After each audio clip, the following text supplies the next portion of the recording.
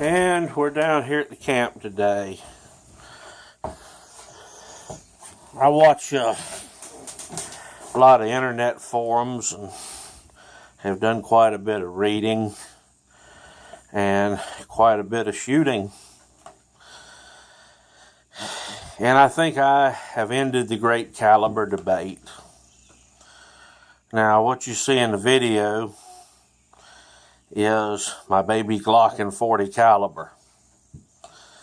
And I carry 180 grain Remington hollow points in it. But that doesn't end the caliber debate. That's just one tool that I have on hand for doing a task. The great caliber debate ends here. It ends with the shooter. And a lot of people are saying 9mm or 45.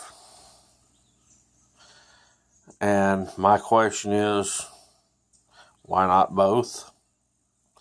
Add 40 in there. Had 357 Magnum, 38 Special, 44 Special, 44 Magnum, 357 SIG, 45 Gap, whatever your pleasure is. If you like it, carry it.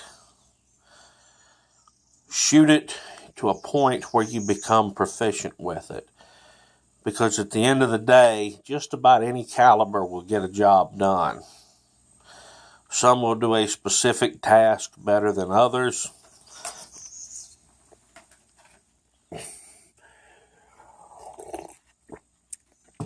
But in the realm of defensive shooting,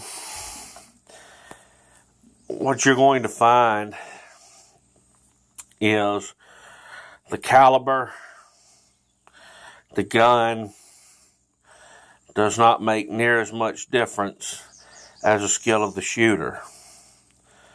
I know guys that are just as proficient with a Smith revolver as they are with a semi-automatic, the modern design versus the old design. I know a few guys that can still make a single-action revolver sing and dance for them.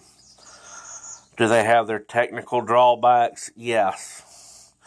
But the defining point is how proficient you are with what you have on you when you need it in an emergency.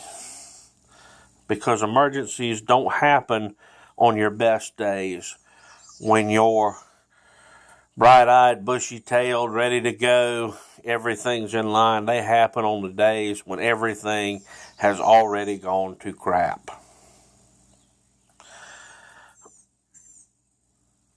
On those days, what's going to change and what's going to determine in a self-defense realm whether if you get hurt or killed or not is how good you are with what you have with you. Am I proficient with the baby Glock? Yes. Am I proficient with the full-size Glock? Yes. Am I proficient with the Beretta, with the 1911? Any one of a dozen different double-action revolvers? Yes. Do I have guns that I prefer for different tasks? Yeah. Is this baby Glock and 40 caliber the cure-all, end-all, be-all? No. Is it good for some things? Yes.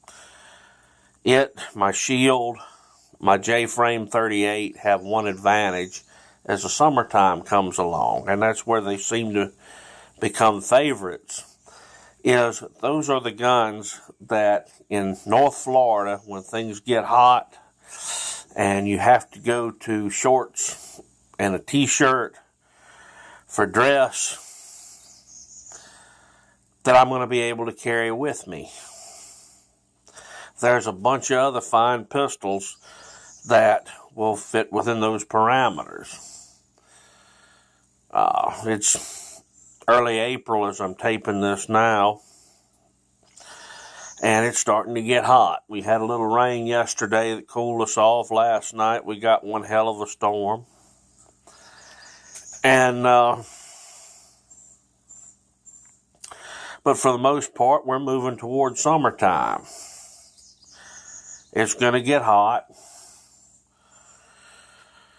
And it's going to present its own limitations and its own problems.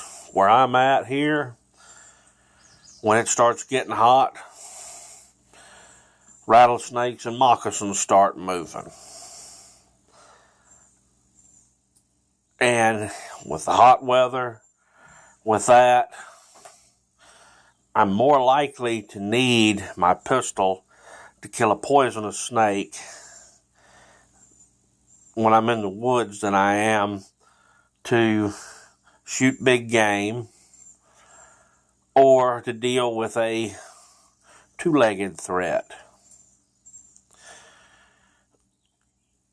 So I keep a couple of rounds of snake shot on hand. Again, not an ideal choice if I'm in town and carrying a gun strictly to protect myself from a two-legged threat. So to end the caliber debate, it's simply a matter of what you're proficient with and finding the gun, the ammunition that are going to meet your needs for what you're doing.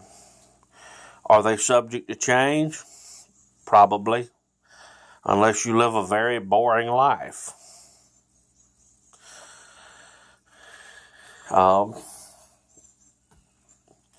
If all you do is go to an office and go home, well, you're going to have one set of needs. If you simply ride around in the woods, you're going to have another set of needs. If you do a lot of different things, in and out of the woods, in and out of town, on the river, whatever, your needs are probably going to change. So there is no cure-all, end-all, be-all. What doesn't change is your skill with the firearm you have. And that comes down to a lot of practice, a lot of dry fire, and a lot of live rounds being sent down range. Well, that just about sums it up. Later on.